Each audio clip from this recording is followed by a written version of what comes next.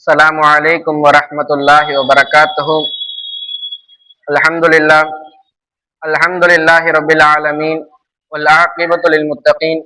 Wassalatu wassalamu ala sayyidil mursalin wa ala alihi tayyibin wa ashabihi tahirin. Alhamdulillah. புகழும் புகழ்ச்சியும் ஏக வல்லோனாகிய அல்லாஹ் ஒருவனுக்கே உரித்தாகட்டுமாக.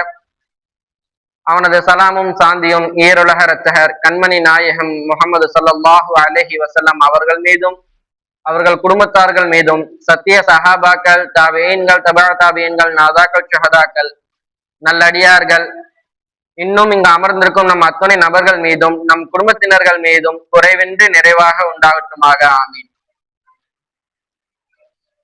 அல்ஹம்துலில்லாஹ். அல்ஹம்துலில்லாஹ். நபி ஸல்லல்லாஹு அலைஹி வஸல்லம் அவர்கள் பிறந்த இந்த மாதத்திலே முதல் 12 நாளை அல்லாஹ்வினுடைய கிருபையினால் ஒவ்வொரு நாளும் ஒவ்வொருவர் பயானின் கொண்டு அல்லாஹ் தஆலா நம்மை சிறப்பிக்க வைத்தான். அல்ஹம்துலில்லாஹ். நம் பள்ளியில் இது நடப்பது என்பது முதல் வருடமாக இது இருக்கிறது. நம்முடைய பள்ளியான ஹசரத் பிலால் மஸ்ஜிதில் இவ்வாறு ஒரு நிகழ்ச்சி நடப்பது என்று இது முதல் வருடமாக இருக்கிறது. அல்ஹம்துலில்லாஹ். எனக்கு கொடுக்கப்பட்டுள்ள தலைப்பு நபி ஸல்லல்லாஹு அலைஹி வஸல்லம் அவர்கள் இளைஞர்களுக்கு காட்டக்கூடிய வழிகாட்டுதல். பொதுவாக நாம் எடுத்துக்கொள்வோம் என்றால் நபி ஸல்லல்லாஹு அலைஹி வஸல்லம் அவருடைய இளமை பருவமே இளைஞர்களுக்கு வழிகாட்டுதலாகத்தான் இருந்தது. அவர்களுடைய முழு இளமை பருவமும் இளைஞர்களுக்கு வழிகாட்டக்கூடியதாகத்தான் இருந்தது. அதிலிருந்து நாம் சில விஷயங்களை பார்க்கலாம். அதிலிருந்து நாம் ஒரு 7 விஷயங்களை நாம் பார்க்கலாம். அந்த 7 விஷயங்கள் ஒரு இளைஞனை எவ்வாறு செம்மைப்படுத்த வேண்டும் என்பதாக நபி ஸல்லல்லாஹு அலைஹி வஸல்லம் அவர்கள் நமக்கு கற்றுக் கொடுக்கிறார்கள்.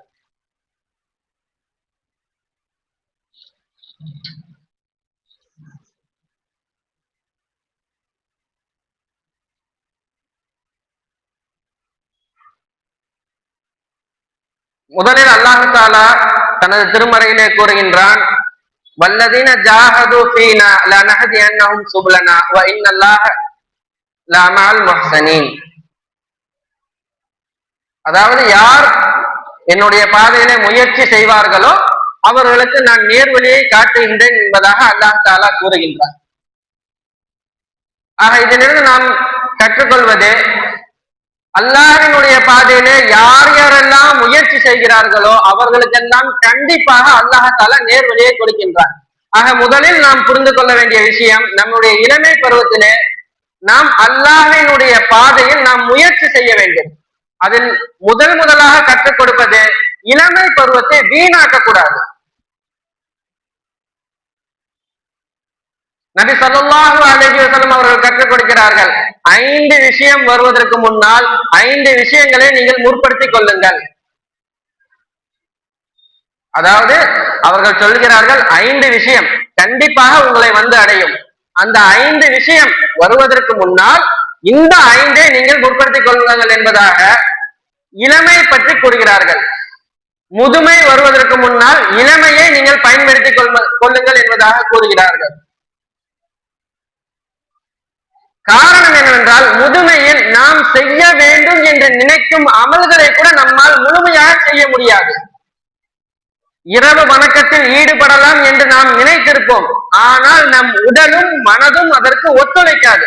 அதற்காகத்தான் நபி ஸல்லல்லாஹு அலைஹி வஸல்லம் அவர்கள் கூறினார்கள், இளமை பருவத்தில் நீங்கள் செய்ய வேண்டிய முதல் விஷயம், இளமையை பயன்படுத்திக் கொள்ளுங்கள், பொதுபோக்காக விட்டு விடாதீர்கள் என்பதாக நபி ஸல்லல்லாஹு அலைஹி வஸல்லம் முதல் விஷயமாக கற்றுக் கொடுக்கிறார்கள்.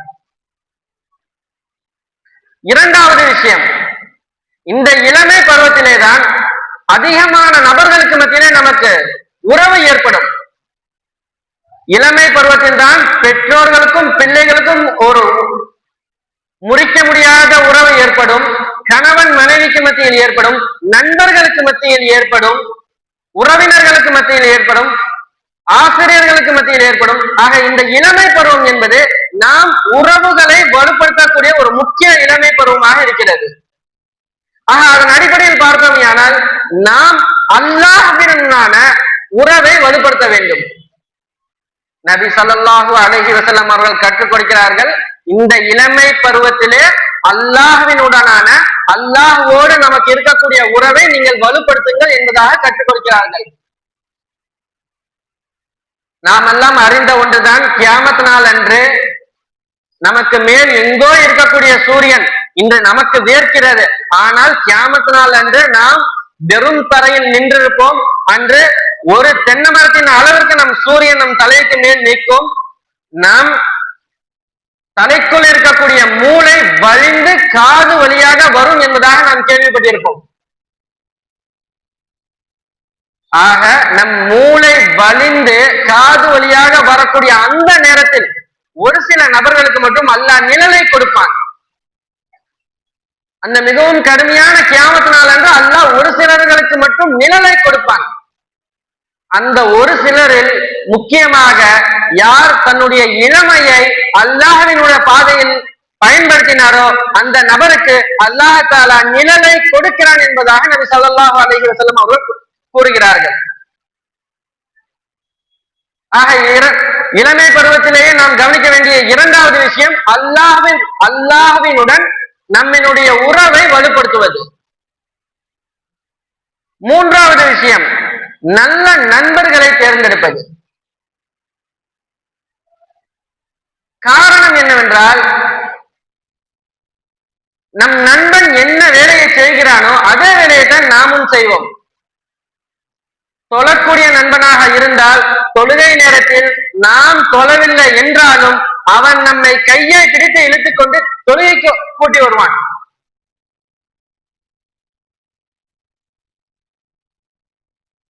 இந்த விஷயத்தை மிகவும் முக்கியமாக பெற்றோர்கள் கவனிக்க வேண்டும். இளமை பருவத்திலேயே தன்னுடைய பிள்ளைகள் யாருடன் சேர்க்கை வைக்கிறார்கள், யாருடன் நட்பு கொள்கிறார்கள் என்பதை நாம் மிகவும் உற்று நோக்க வேண்டும். நபி ஸல்லல்லாஹு அலைஹி வஸல்லம் இந்த விஷயத்திலே மிகவும் கவனமாக சொல்லியிருந்தார்கள். நாம் அறிந்த விஷயம்தான். ஒரு சில தினங்களுக்கு முன்னால் நமது பகுதியான சிக்தோவினிலே ஒரு இரவு நேரத்தில் ஒரு விபத்து ஏற்பட்டது. ஒரு சில கும்பல், அதாவது ஒரு சில பசங்க ஒரு நபரை தாக்கியதாக இந்த வாட்ஸ்அப்பின் மூலம் நமக்கு செய்திகள் வந்தது. அந்த நேரத்தில் அவர்கள் ஒரு புகைப்படத்தை, ஒரு போட்டோவை அவர்கள் போடுகிறார்கள். அந்த போட்டோவில் நமக்கு மிகவும் தெரிந்த, நமக்கு மிகவும் நெருக்கமான, நமக்கு நன்றாக தெரிந்த ஒரு நபர் அந்த கூட்டத்தில் இருக்கிறார். ஆக நாம் பார்க்க வேண்டியது, ஒருவன் மது அருந்துபவன் கூட சேர்க்கை வைப்பானேயானால் அவனும் மது அருந்துவான். ஒருவன் தவறு செய்பவன் கூட நட்பு வைப்பானேயானால் அவனும் தவறு செய்வான். ஒருவன் தொழுகைக்கு வரக்கூடிய, சரியாக தொழுகையை நிறைவேற்றக்கூடிய, நன்றாக குர்ஆனை ஓதக்கூடிய, அதே ஸலவாத் ஓதக்கூடிய நண்பர்களுடன் அவன் நட்பை ஏற்படுத்துவானேயானால் அவனுடைய வாழ்க்கையும் மணக்கும் என்பதாக நாம் புரிந்து கொள்ள வேண்டும். ஏன் அதற்கு உதாரணமாக பார்க்கோமேயானால் அபூபக்கர் சித்திக் ரலியல்லாஹு அன்ஹு, அபூபக்கர் சித்திக் ரலியல்லாஹு அன்ஹு முதல் கலீஃபாவாக ஏற்கப்பட்டார்கள். யாரை பார்த்து நபி ஸல்லல்லாஹு அலைஹி வஸல்லம் கூறுகிறார்கள், வானத்தில் உள்ள நட்சத்திரம் அளவிற்கு நன்மை செய்தவர் யார் தெரியுமா என்பதாக கேட்கும் பொழுது பதில் அளிக்கப்படுகிறது, உமர் ரலியல்லாஹு அன்ஹு அவர்தான். ஆக உமர் ரலியல்லாஹு அன்ஹு அவர்களை விட ஒருவர் நன்மையிலே அதிகமாக செய்திருப்பார் என்றால் அவர் அபூபக்கர் ரலியல்லாஹு அன்ஹு அவர்கள் என்பதாக கூறும் பொழுது, அபூபக்கர் சித்திக் ரலியல்லாஹு அன்ஹு சித்திக்காக மாறுவதற்கு காரணம் நபி ஸல்லல்லாஹு அலைஹி வஸல்லம் அவருடைய தோழமை. உமர் ரலியல்லாஹு அன்ஹு எத்தனையோ தலைவர்களால் புகழப்பட்ட உமர் ரலியல்லாஹு அன்ஹு, ஆனால் அவருடைய தந்தையின் மூலமாக திட்டப்படுகிறார்கள். உமர் ரலியல்லாஹு அன்ஹு அவருடைய தந்தை உமர் ரலியல்லாஹு அன்ஹு திட்டுகிறார்கள். உனக்கு என்னப்பா, உனக்கு ஆடு மேய்க்க கூட தகுதி இல்லை என்பதால் கூறுகிறார்கள்.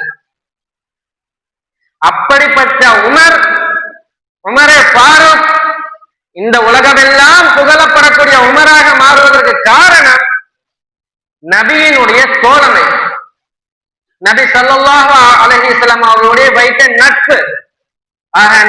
ஒரு தோழமை ஒருவர் அல்லாஹ்வின் இடத்துல மிகப்பெரிய அந்தஸ்தை பெறுவதற்கும் வழிவகுக்கிறது. ஒருவர் ஷைத்தானுடன் மிகவும் தாழ்ந்த அந்தஸ்திற்கு போவதற்கும் வழிவகுக்கிறது என்பதை நாம் புரிந்து கொள்ள வேண்டும். இளமை பருவத்திலே நாம் மிகவும் சவாலாக கருதக்கூடிய ஒரு விஷயம் நம்மளுடைய நப்சினுடைய போராடுவது, அதாவது நம்மளுடைய கற்பை பாதுகாப்பது. இங்க நிறைய இளைஞர்கள் அமர்ந்திருக்கிறார்கள், பெற்றோர்களும் இதை கவனத்தில் கொள்ள வேண்டும். தன் வீட்டு பிள்ளைகள், தன் வீட்டு இளைஞர்கள், தன் வீட்டு இளைஞ பெண்மணிகள் அவருடைய ஒழுக்கம் எவ்வாறு இருக்கிறது என்பதை நாம் மிகவும் மிகவும் மிகவும் கவனிக்க வேண்டும். ஒரு காலம் இருந்தது, எங்களுடைய காலங்களிலே ஒரு இடத்திற்கு சென்று தப்பு செய்வதாக இருக்கும். அதாவது தவறு செய்ய வேண்டும் என்றால் நாம் ஒரு இடத்திலிருந்து ஒரு இடத்திற்கு செல்ல வேண்டியது இருக்கும். ஆனால் இன்று காலம் மாறிவிட்டது. இருக்கும் இடத்திலிருந்து தப்பு செய்யலாம், இருக்கும் இடத்திலிருந்து சைத்தானுடன் நெருக்கமாகலாம், இருக்கும் இடத்தில் இருந்து உலகத்தில் நடக்கக்கூடிய அத்துணை அனாச்சாரங்களையும் பார்க்கலாம். ஆக நாம் இந்த இளைஞர் இந்த இளமை காலத்திலே கவனிக்க வேண்டிய மிக முக்கியமான விஷயம் கற்பொழுக்கம் என்பதாக நபி ஸல்லல்லாஹு அலைஹி வஸல்லம் அவர்கள் கற்றுக் கொடுக்கிறார்கள். நபி ஸல்லல்லாஹு அலைஹி வஸல்லம் அவர்கள் கூறுகிறார்கள், இளைஞர்களே உங்களுடைய பார்வைகளை காத்துக் கொள்ளுங்கள். தப்பு நடப்பதற்கு முதல் காரணம் பார்வை. நாம் ஒருவரை பார்ப்பதினாலதான் அந்த தவறு நடக்கிறது. ஒருவரை பார்க்கிறோம், அதன் மூலம் நமக்கு இச்சைகள் ஏற்படுகிறது, அதன் மூலம் அடுத்த தவறு நடக்கிறது.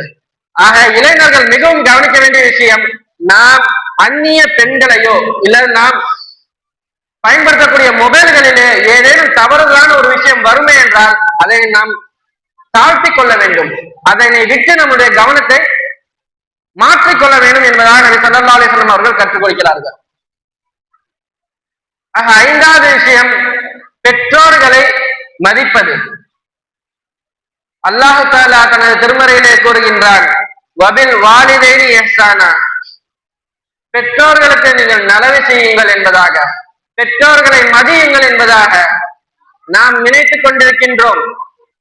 இளைஞர்களாகிய நாம் நினைத்துக் கொண்டிருக்கின்றோம், நம்ம அக்காக்கு அம்மாக்கு வயசாயிடுச்சு, நாம் தான் இனி எல்லாமே, நமக்கு வலு இருக்கிறது, நமக்கு சக்தி இருக்கிறது, நாம் நினைத்தால் எது வேண்டாலும் செய்ய முடியும், நாம் நினைத்தால் தனியாக போய் சம்பாதிக்க முடியும், நாம் நினைத்தால் தனியாக ஒரு தொழிலை ஏற்படுத்த முடியும்,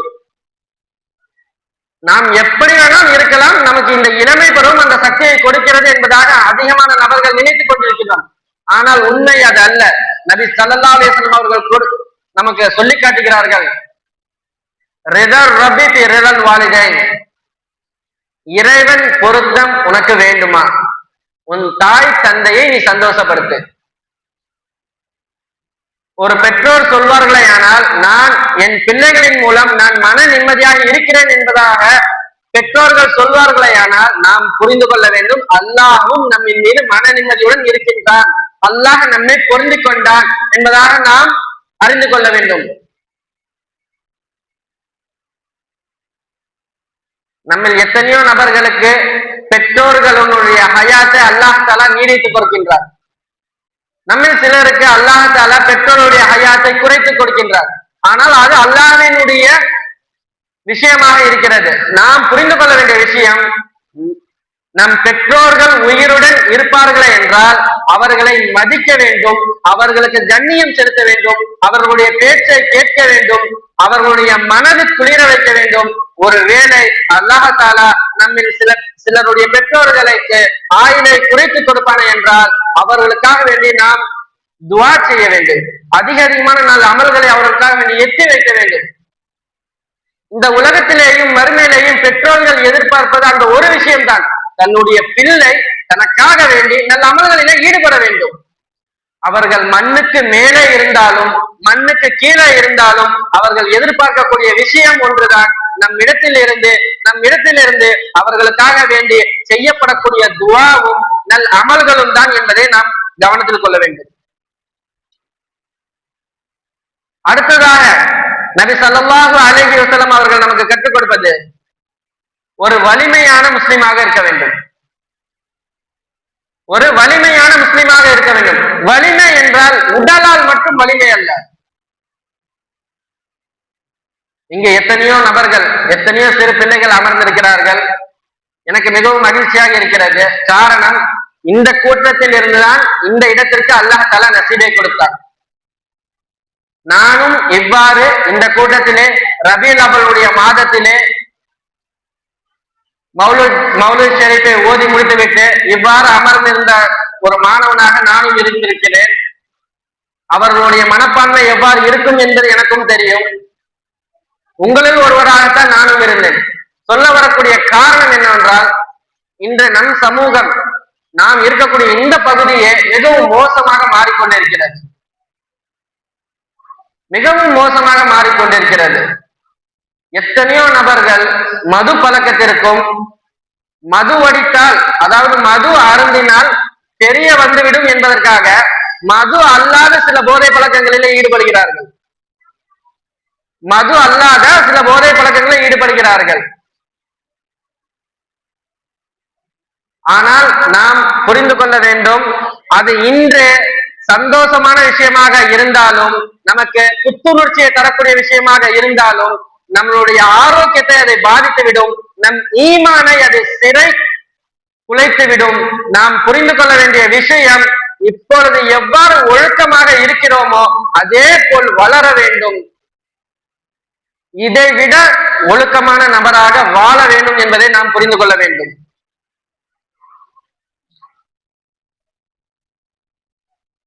ஆக கடைசியாக நபி ஸல்லல்லாஹு அலைஹி வஸல்லம் அவர்கள் நமக்கு கற்றுக் கொடுப்பது, குல்லு பனி ஆதமின் கத்தாவும் கைருல் கத்தாயின் அத்தவ்வாபும். ஆதமினுடைய அனைத்து மகன்களும் தவறு செய்யக்கூடியவர்கள் தான். ஆதமினுடைய அனைத்து மகன்களும் தவறு செய்யக்கூடியவர்கள் தான். ஏன் இங்க அமர்ந்திருக்கக்கூடிய நீங்களும் நானும் அத்துணை முஃமின்களும் தவறு செய்யக்கூடியவர்கள் தான். தவறு செய்தால் என்ன செய்ய வேண்டும், அதை நாம் மிகவும் கவனமாக இருக்க வேண்டும். நாம் ஒரு தவறை செய்து விட்டோம், அல்லாஹ்விற்கு ஒரு இடத்திலே மாறு செய்து விட்டோம், ஒரு தொழுகையை விட்டு விட்டோம், இல்லை ஒரு நபருக்கு பேயாக பண்ணிவிட்டோம், நாம் என்ன செய்ய வேண்டும்? கைருல் ஹத்தாயின தவ்வாபும். தவறு செய்யக்கூடியவர்களே மிகவும் சிறந்தவர்கள் தான் செய்த தவறை எண்ணி பாவ மன்னிப்பு தேடியவர்கள். ஆக சொல்ல வரக்கூடிய விஷயம் என்னவென்றால், நம் வாழ்விலே ஏதேனும் ஒரு தவறுகளை செய்வோம் என்றால், தவறுகளிலே ஈடுபடுவோம் என்றால், அந்த தவறை எண்ணி அதற்காக வேண்டி வருந்தி அந்த இடத்திலேயே கண்ணீர் விட்டு அதற்காக வேண்டி அல்லாஹ்விடத்திலே பாவ மன்னிப்பு தேடிக்கொள்ள வேண்டும். அதற்காகத்தான் நபி ஸல்லல்லாஹு அலைஹி வஸல்லம் அவர்கள் கற்றுக் கொடுக்கிறார்கள், ஒரு முஃமின் தவறு செய்வானேயானால் அவன் அந்த தவறில் இருந்து பாவ மன்னிப்பு கேட்டு விடுவான், அவன் தான் உண்மையான முஃமின் என்பதாக நபி ஸல்லல்லாஹு அலைஹி வஸல்லம் கூறுகிறார்கள். முஃமின் தவறே செய்ய மாட்டான் என்பதாக கூறவில்லை. தவறு செய்தால் அந்த தவறில் இருந்து பாவ மன்னிப்பு தேடிக்கொள்வான், மீண்டும் அந்த தவறுக்கு அவன் செல்ல மாட்டான் என்பதாக நபி ஸல்லல்லாஹு அலைஹி வஸல்லம் அவர்கள் கூறுகிறார்கள். ஆக அல்ஹம்துலில்லாஹ், வல்ல இறைவன் நாம் அனைவருக்கும் இந்த மௌலூத் ஷரீஃபை 12 நாட்கள் தினமும் ஓதக்கூடிய பாக்கியத்தை கொடுத்தான். மௌலூத் ஷரீஃப் ஓதுவது மட்டும் பரக்கத்தல்ல, அந்த மஜ்லிஸிலே உட்கார்வதே பரக்கத்து தான். நமக்கு இங்க சாதாரணமாக இருக்கிறது, ஆனால் இந்த அரபு நாடுகளில் எல்லாம் நாம் பார்க்க வேண்டும், மௌலூத் ஷரீஃப்கள் மிகவும் பிரம்மாண்டமாக, மிக மிக பிரம்மாண்டமாக கொண்டாடுவார்கள்.